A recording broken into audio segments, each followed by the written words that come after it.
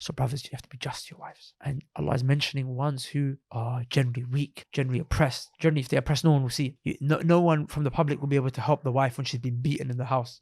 Or you insult, you mock her, you don't give her rights. You don't spend time with her and you say, "Hi, come and have intercourse with me." And you don't have no concern for her. And there's a contract above you. What are you doing? It's like, you're a man, you have responsibilities that come along with it. I'm saying, you want this respect, you want this honor, you want people to treat you like a man. Bro, you got to behave like one as well, don't you? Bismillah, alhamdulillah, wassalatu wassalamu ala rasulillah, amma ba'd, assalamu alaikum wa rahmatullahi wa barakatuh. Brothers and sisters, welcome back to another episode of Relationship Goals. I mean, we do have a relationship. Welcome back to the relationship. It's a straight one. Another episode of, no curves. You know, I was actually wondering, do you reckon maybe a very long after the marriage topic is, you know, we've beaten it to a pulp, yeah? Maybe we should open it to other relationships, brotherhood, relationship between the parents and the children. That's actually powerful, because relationship goals. What I would like to do is go towards parenthood. That's a good idea. For me, that's like for the purpose of this show. Deeply attached. That's the next thing. Yeah, parenthood, as in how to raise kids. Mm-hmm. I love it. We'll do it. This is the official Sunnah Match podcast. Official Sunnah Match.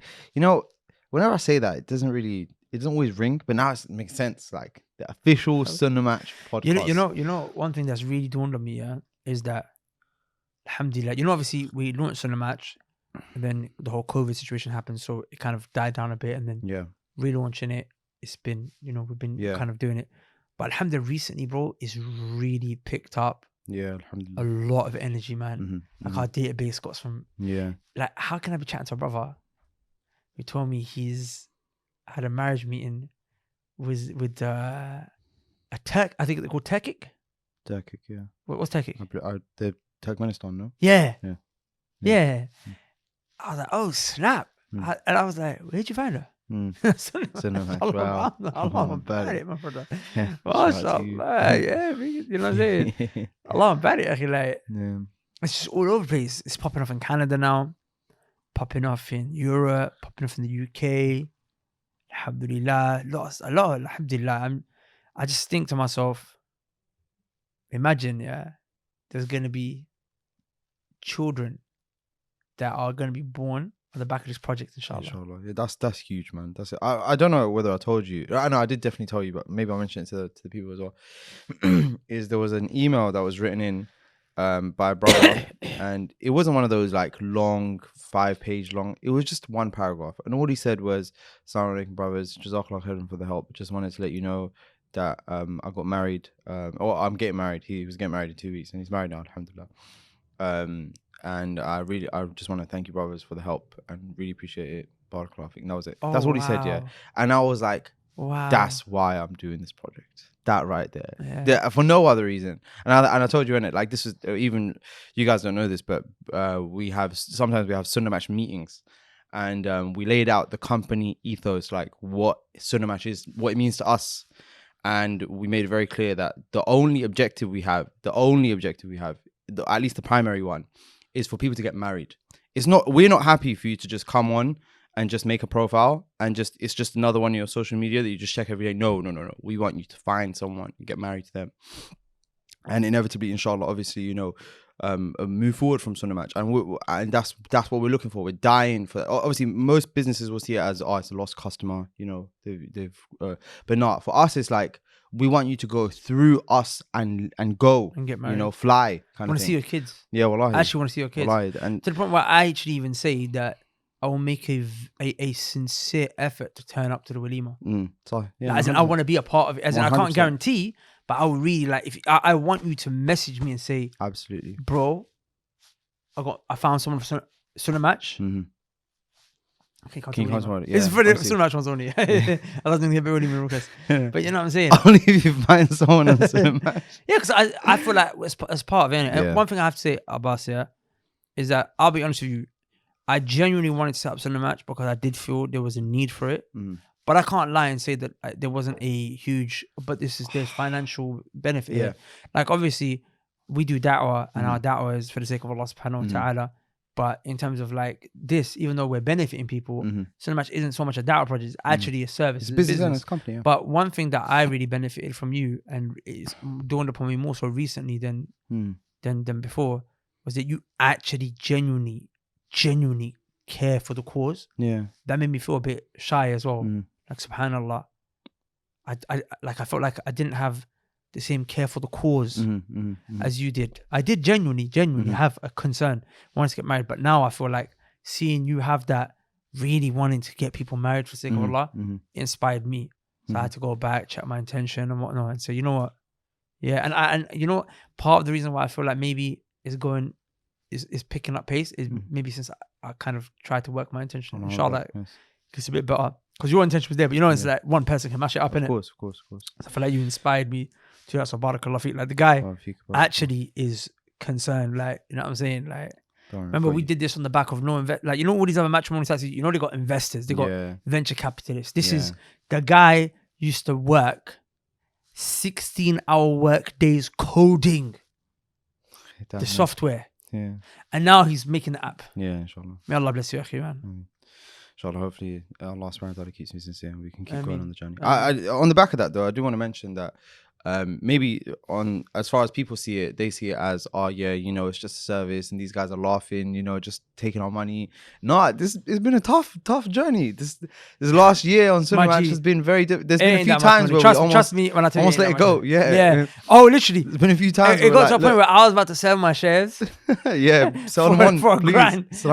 I was calling. I was just wanting to get rid of Sunnah Match. I was just calling bro saying, bro, you want to buy my shares for a grand? Yeah, honestly. I'll say right now. Yeah. $1 grand, $2 grand. I'll give you my shares. Part with it. But inevitably, we're very happy to keep it on. Alhamdulillah, it's a blessing. It's a blessing. I can't lie.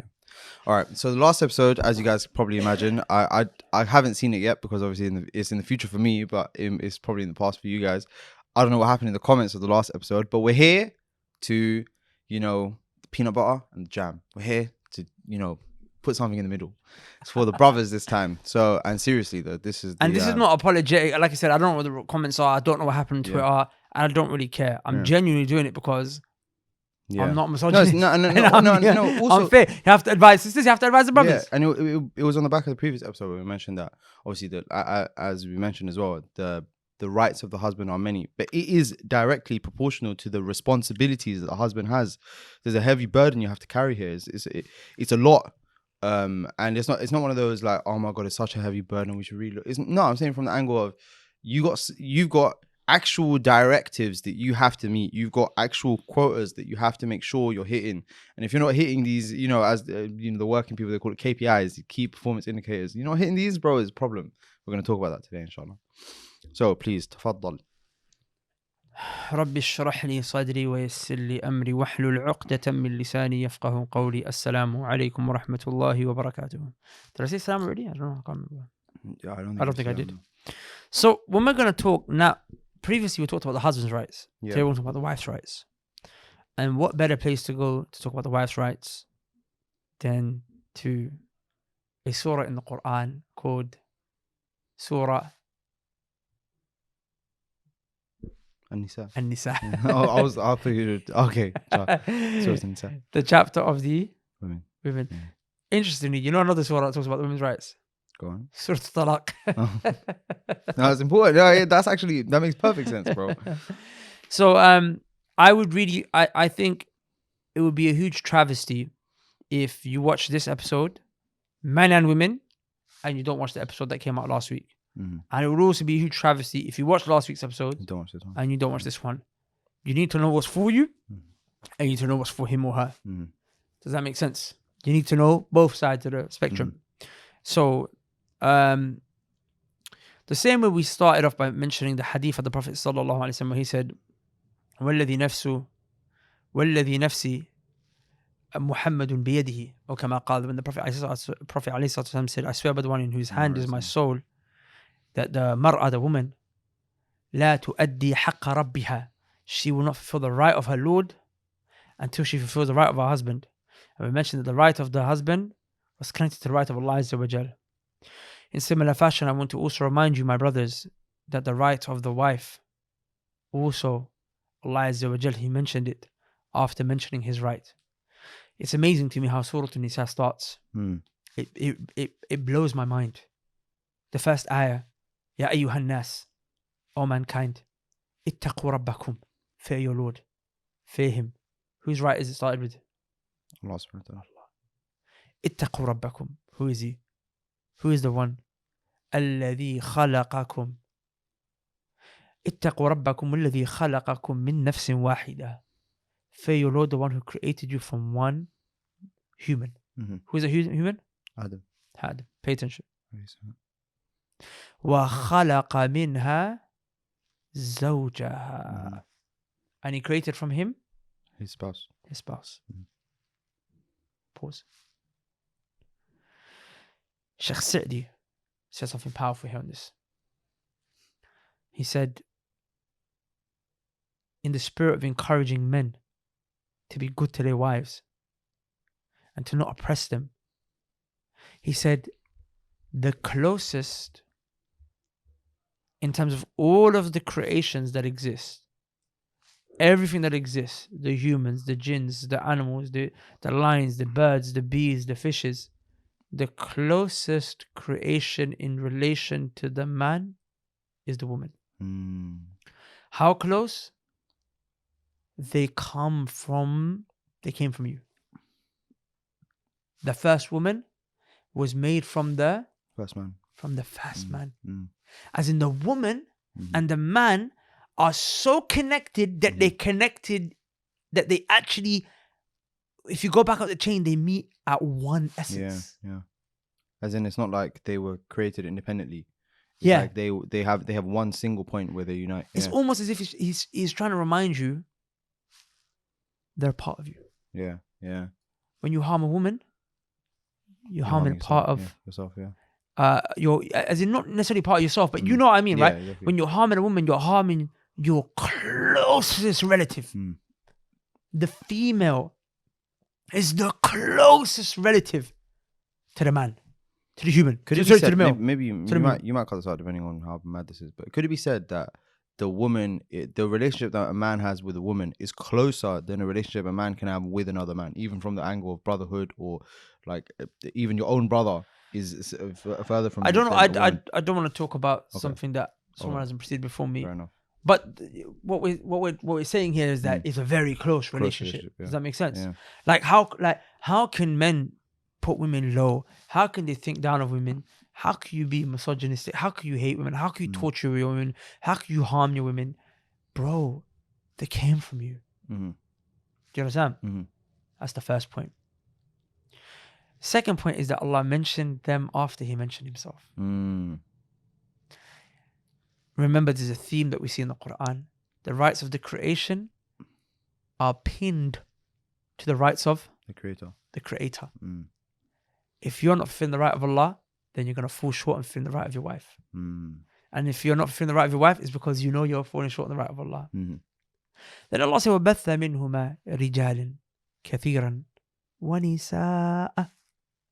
And from this man and this woman, we brought forth many men and women. Now, what is it? Communities, societies, nations. وَبَثَّ مِنْهُمَا رِجَالًا كَثِيرًا وَنِسَاءً وَاتَّقُوا اللَّهَ. Again, fear Allah. Allah's right is mentioned second time. Yeah. Again, who is Allah? الَّذِي تَسَاءَلُونَ بِهِ وَالْأَرْحَامِ. Now, the family ties was mentioned. إِنَّ اللَّهَ كَانَ عَلَيْكُمْ رَقِيبًا. Sa'di said something powerful. He said, in the first ayah, you found Allah directing towards His right, the rights of the spouse, the rights of the societies, the communities, the rights of the families. He said, this is like an introduction because that's what the whole surah is about. The surah is about the rights of Allah, the rights of the women, the rights of the communities, the rights of the weak, the oppressed, rights of the families, inheritance law, and of course the rights of Allah. Does that make sense? Yeah. It's very beautiful, wallahi. Yeah, the way it's tied together. Very, very much nice, tied together. Okay, but explicitly, whose right was mentioned in that ayah? And then Allah gave an introduction to the other. He's saying like, and then Allah mentioned the man and wife to explain who Allah is. Yes. Fear Allah, who the one who created you from a single man, and from that man He created his wife, and He brought for communities. Fear Allah, who, and then so on and so forth. So it's really about the right of Allah, but it's giving you an introduction to the others. So then Allah mentions now in the next ayah, the next right.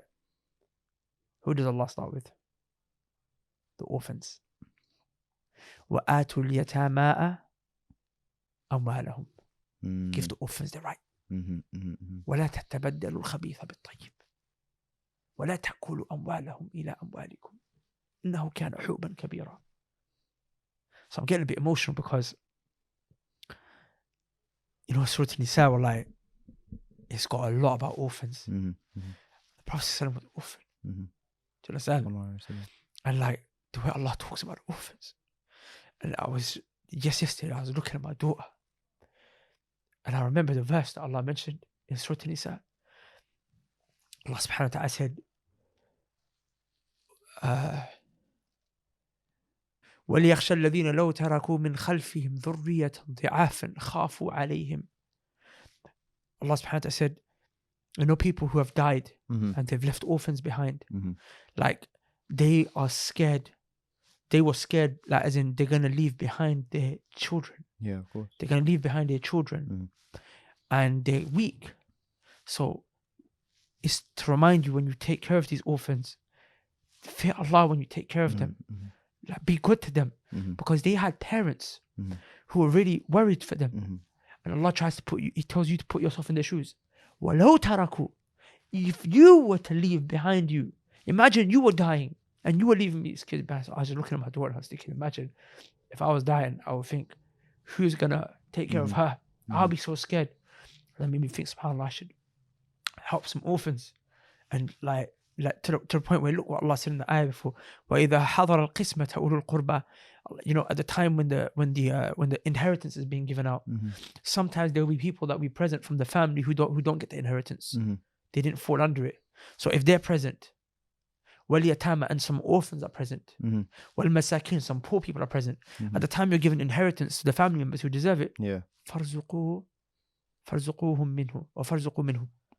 Even give them some. Give them some. Why are they looking? There's a miskin orphan there. He's seeing you inheriting this money. Give him something. A little bit. Give the rest of the family. It just made me see how beautiful Islam is. Made me see how beautiful Islam is. And this is off thing, but yesterday I just thinking to myself, man, I want to set up like an orphanage in Pakistan. I was thinking to shout out Bakr Islam, ask him to show us how to set up an orphanage. It's very important. And it just shocked me, like how Allah mentioned His right and He mentioned the right of the orphan right after. Like the orphan, no one cares about him. Like, who cares about the orphan? Allah cares. You know what I'm saying? Allah is beautiful. Like, Islam is beautiful. People, you are beautiful. It's it's just shocking. Allah mentioned the King of Kings. They mentioned the orphan right after. Anyway, that's a side point. After the orphan, who did Allah mention? He mentioned the wives. فَانْكِحُوا مَا طَابَ لَكُم مِّنَ النِّسَاءِ. Allah said, marry that which pleases you from the women. Marry women that please you, which you want to marry. مَثْنَى وَثُلَاثَ وَرُبَاعَ. By their 2s, 3s, or 4s. وَإِنْ خِفْتُمْ أَلَّا تَعْدِلُوا فَوَاحِدَةً أَوْ مَا مَلَكَتْ أَيْمَانُكُمْ ذَلِكَ أَدْنَى أَلَّا تَعُولُوا. But if you can't do justice, marry only one. People are going to say, 2, 3, 4. What do you mean 2, 3, 4, akhi? Women traditionally. We're going to come on to that later. Yeah, I'm saying. Another episode. That's another episode, but just to mention, women traditionally, there was never a set limit to how many you can marry. Men would marry 30, 20, 100 women. Look in the Bible. I think it mentions something like Solomon, and they make a lot of lies about Sulaiman alayhi salam. He had like 1,000 wives. There's a narration which mentioned he had 90 approximately. I think he had 90. Yeah, but he was a king though. He was a king. But the point is that, and it was not that he did anything wrong, but the point is that Islam, the first time it came and it put a limit, 2, 3, 4. And you know what it said? If you can't do justice, 1. 1. So straight away, what's the first thing you're learning? The right of Allah, the right of the orphan. Now you're learning, be just to your wife. So just That's something that Allah made permissible for you to marry a second or a third or a fourth. You can't do it. It's haram for you now because you're going to be unjust to the woman. So straight away, for the first time, you have to understand when this ayah is coming down, men, listen, like women were not respected.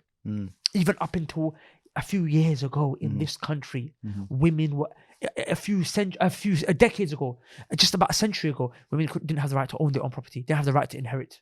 Allah gave them these rights. So this is monumentous. The ayah came down. Women you have to be just to them. فواحدة. Very one. Does that make sense? So brothers, you have to be just to your wives. Be just. And look at that. Allah mentioned himself, the orphan, the wife. And Allah is mentioning ones who are generally weak, generally oppressed. Generally, if they oppress, no one will see it. No one from the public will be able to help the wife when she's been beaten in the house by her husband. Because no one sees it. But Allah sees it. Yeah. My brother, Allah sees it. Allah sees it. Look what Allah said. فَإِنْ أَطَعْنَكُمْ. If they obey you. فَلَا تَبَغُوا عَلَيْهِنَّ سَبِيلًا. Don't go overboard on your wives. Don't go overboard. Don't oppress them. How did Allah end the verse? There's another verse now. Allah said, إِنَّ اللَّهَ كَانَ عَلِيمًا كَبِيرًا. عفوا إِنَّ اللَّهَ كَانَ عَلِيًّا كَبِيرًا. After Allah mentioned the rights of the husband, He mentioned the rights of the husband and how the woman has to be with regards to her husband. She has to obey him and everything and da-da-da. But Allah ended the verse. Don't go overboard. Don't oppress them.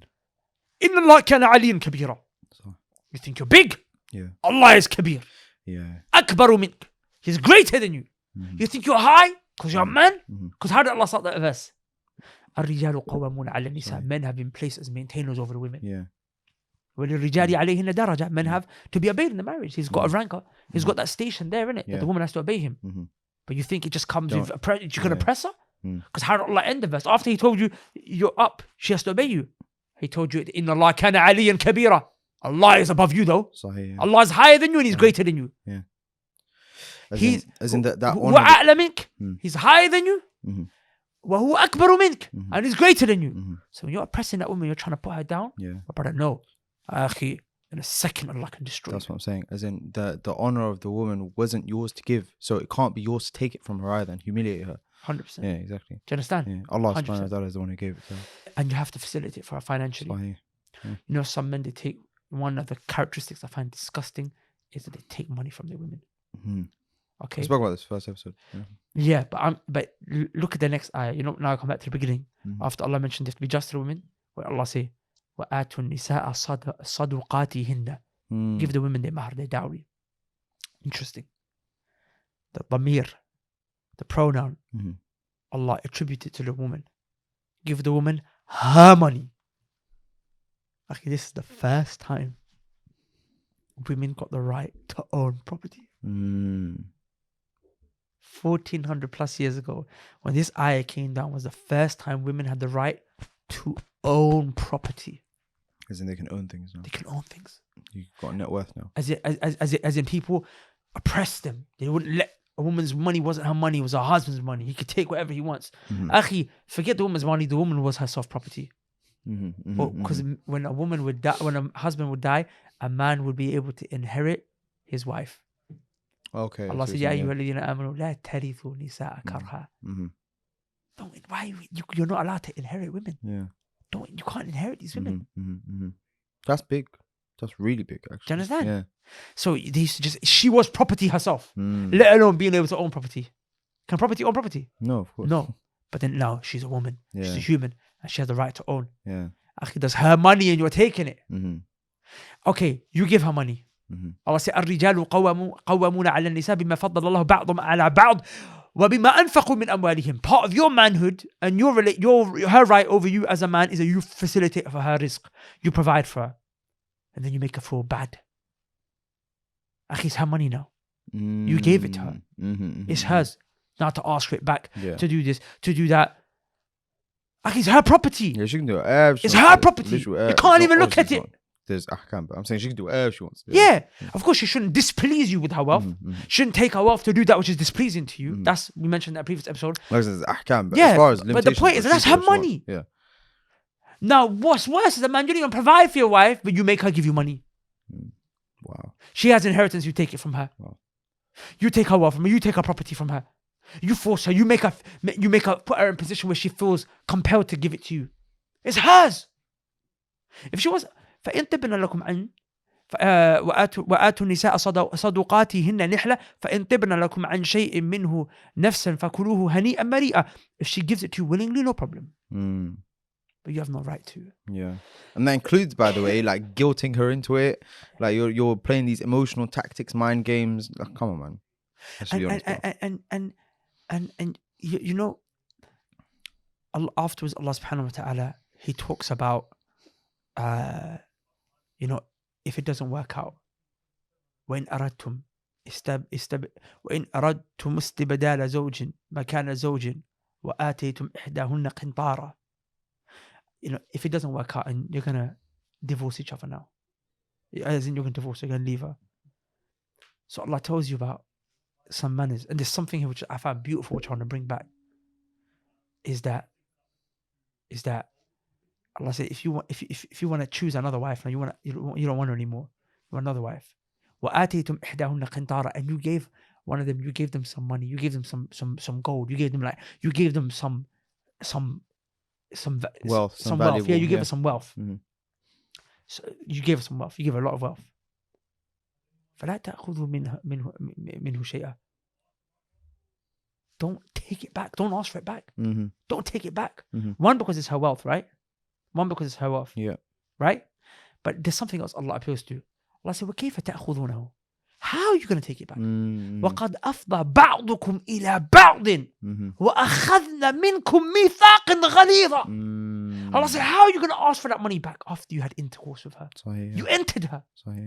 Meaning, have some respect, have some mercy. So this is in divorce. You're supposed to respect her. Like you had bed, you shared a bed together. 100%. There's no. You shared a bed, and not just that. وَأَخَذْنَا مِنْكُمْ مِيثَاقًا غَلِيظًا. A contract, a serious contract was taken here. Now that's for a woman who you've divorced. You're parting ways with her. You're told to be good to her. As in, remember, man, like when you divorce, don't divorce in a bad way. Don't make it sour like you shared a bed together, man. You had intimacy together. Like there was a connection between you two. You know, not just that, you were partners. You were connected. Partners. Like, there was a contract. Like, There was. Now, what about you're married and you're a person and you share a bed with her? And there's a contract that's present. That contract's gone. You've divorced her now. And you're not going to sleep with her anymore. You're sleeping with her today. You beat her. You beat your wife in the face. You say, come sleep with me. Or you insult her. You mock her. You don't give her rights. You don't spend time with her. And you say, come have intercourse with me. And you don't have no concern for her. And there's a contract above you. There's a right above you. What are you doing? What are you doing? Allah, I have to fear a day when, it's a day, man. Allah will hold everyone to account. And I always tell sisters, be careful who you marry.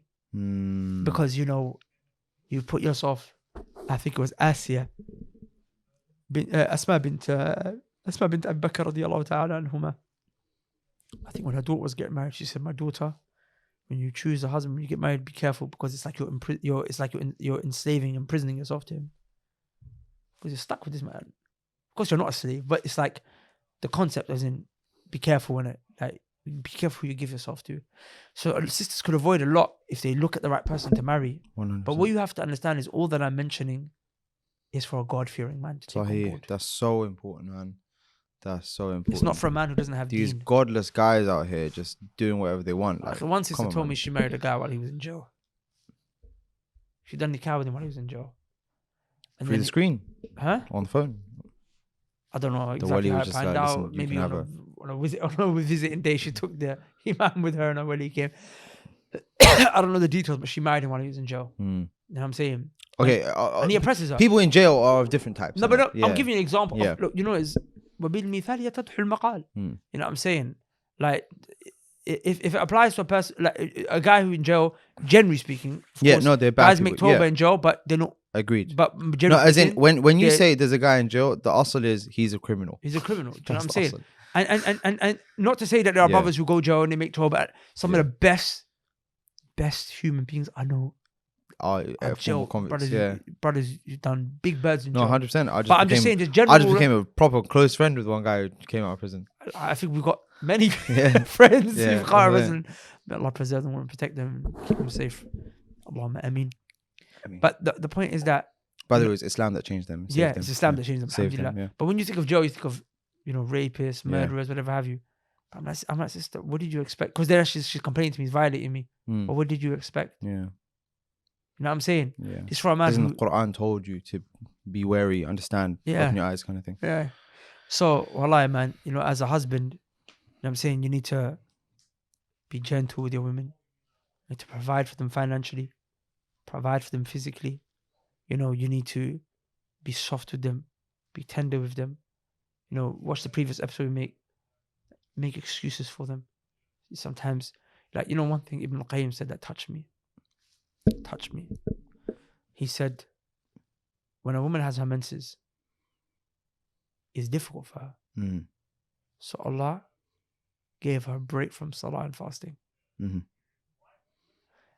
Allah, the King of Kings. That's the highest right that Allah subhanahu wa ta'ala has, that He's worshipped. And that's why she's created. Yeah. She's created for that to purpose. worship Him, yeah. But Allah has suspended that for her because it's yeah. tough for her. Yeah.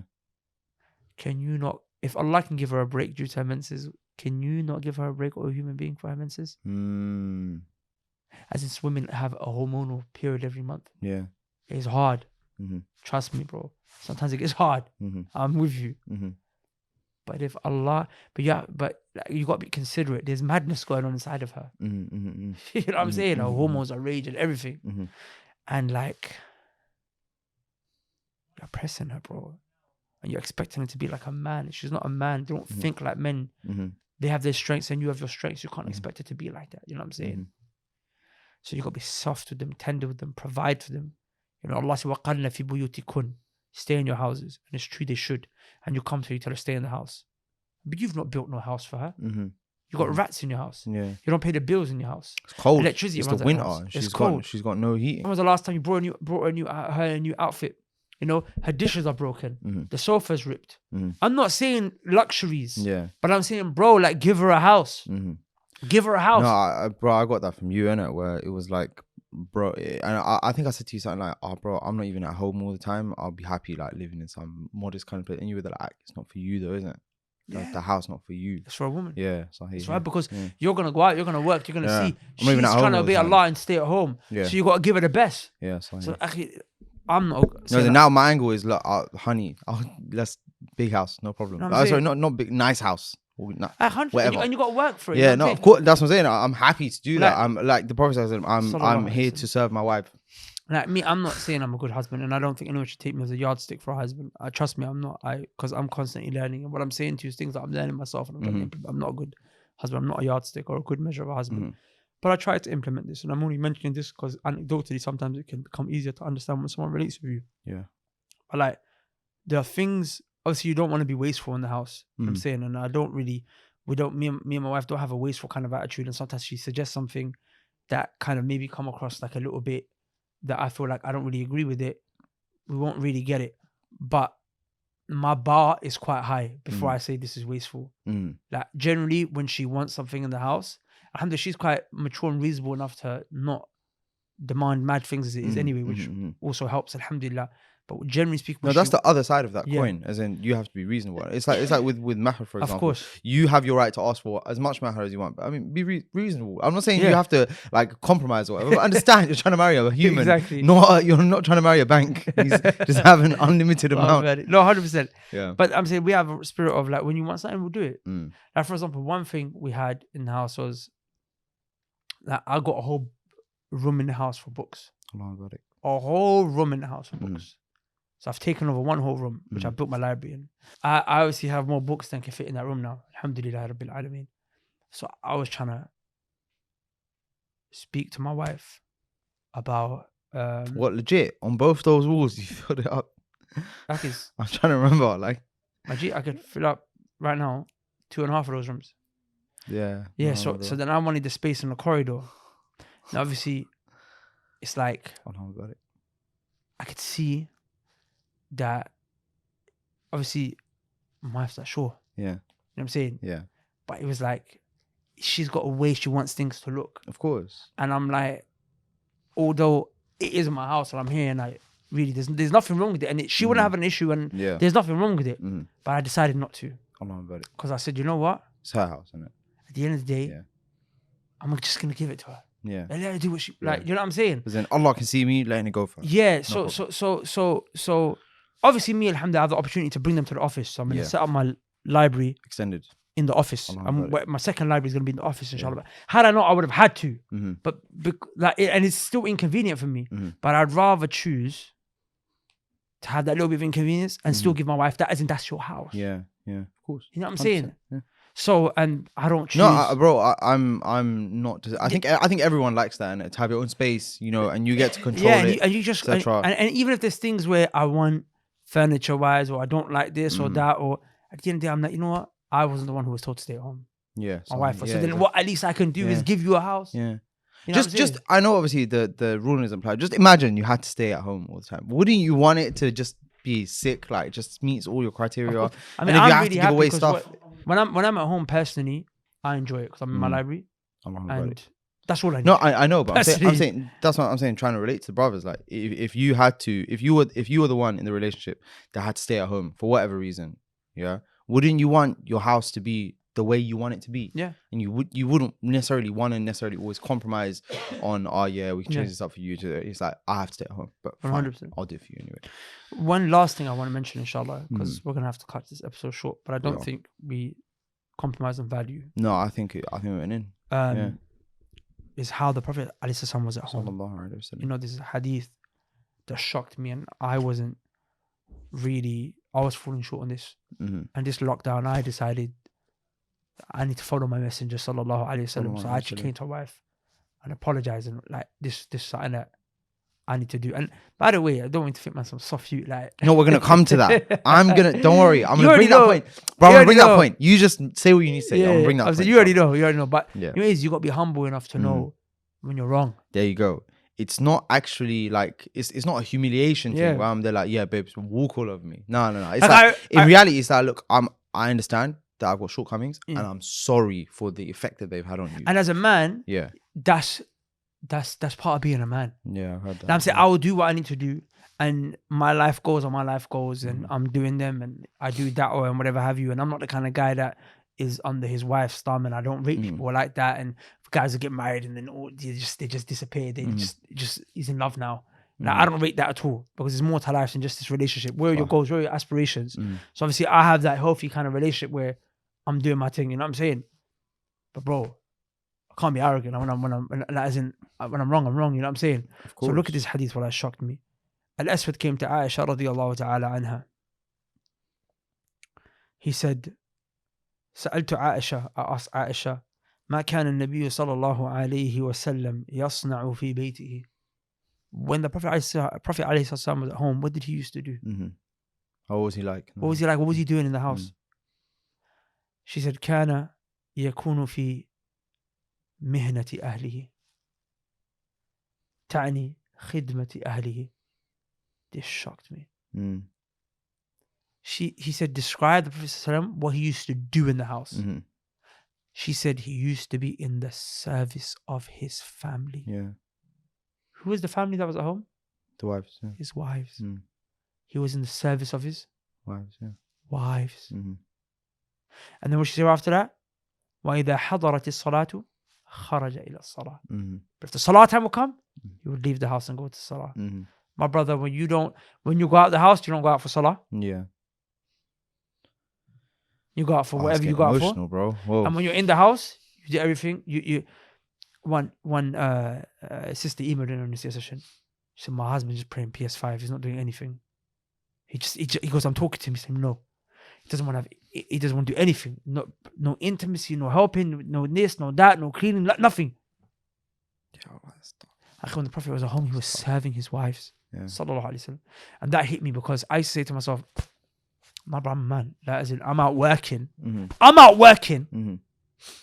So when I come home, I done my job, but the Prophet wasn't like that.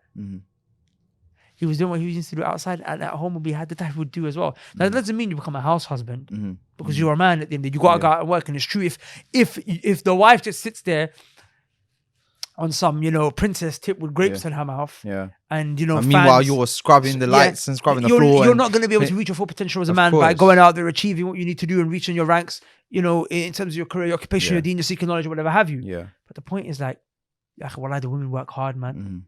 Mm-hmm. And the Prophet was, when he was at home, like he would serve his family. Mm-hmm. So my bro cleans something. Mm-hmm. Like have some chores. Like recently, a thing that I've adopted is I do the dishes now. Okay. Like as in, I just do the dishes now. Mm-hmm. As in, I do the dishes. I was always doing the bins. But like have tasks. This is just you now. Mm-hmm.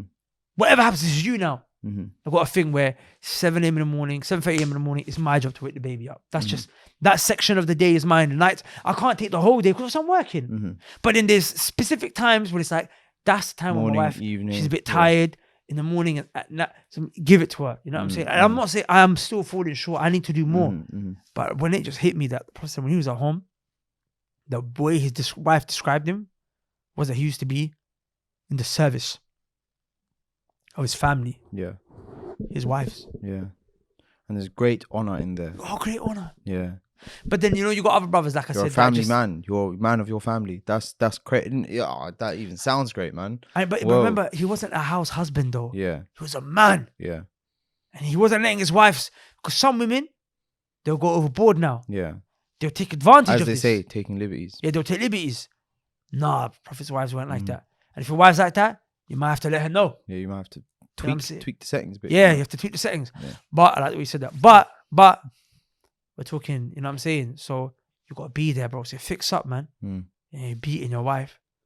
The Prophet said the best of you is not the one who beats their wives. The Prophet discouraged Fatima bint Qais radiallahu anha from marrying Abu Jahm because he said, كانت ضراب النساء or something like that. Or كما قال, he used to beat the women. So I thought it was the stick. That was another narration mentioned. He used to have a stick on his shoulder.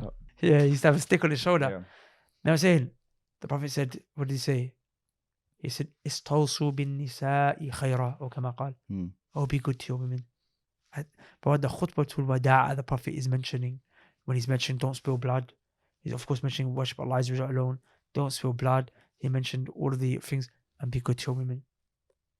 The Prophet, in the narration by Ibn Abbas, mentioned the best of you are the ones who are the best to their wives. And I am the best to my wives. Sallallahu Alaihi Wasallam. Sallallahu Alaihi Wasallam. To their families and family wives comes into it. Of course.